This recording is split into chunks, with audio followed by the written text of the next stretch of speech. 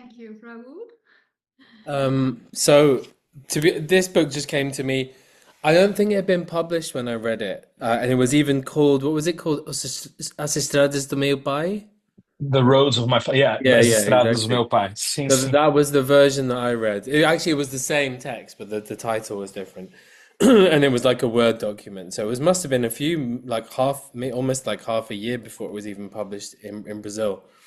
But it was being sent out by agents and so on. So I read it for another publisher, and I thought it was amazing. I read it blind, didn't know anything about. Obviously, they had never published like non-academic work before, so I had no idea. But so it was just one of those things. Like, oh, this sounds interesting, and it was like just read it in a day. It was just such a captivating book, and just describing a world that's so different for, like, in every way, obviously, for someone who's grown up in Britain and stuff and spent most of my life here. It's very different, but also Zay and I are from pretty different backgrounds. It's like I'm like as if my father was an academic, and whereas Zay is the first person to go to university. So we're completely inverted from a kind of class background as well. So like it's that stuff is also fascinating.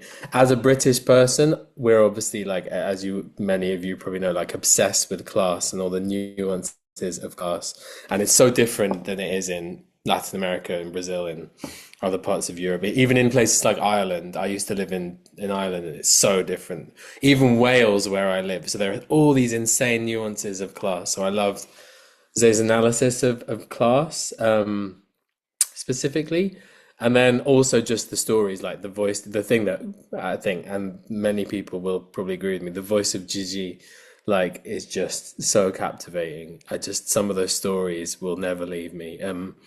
Especially the one where he delivers the wine to, I can't remember where it is, somewhere up in the north of Brazil. He does this insane journey. It's Roraima, like Boa Santa Claus, Vista. basically, like delivering presents to kids on that one particularly, but just the voice, the way he speaks, and like I love working with texts that have that kind of voice, use of like dialect and stuff in them. So there are a lot of things, and then obviously Zay's writing is also beautiful and poetic, and as he was saying, that this kind of thing of combining these two voices, the kind of more introspective kind of, and also voice that's also influenced by other kinds of literature and politics and sociology, obviously, as well as this kind of pure, like, unadulterated voice of Zay's father, who's obviously a completely unforgettable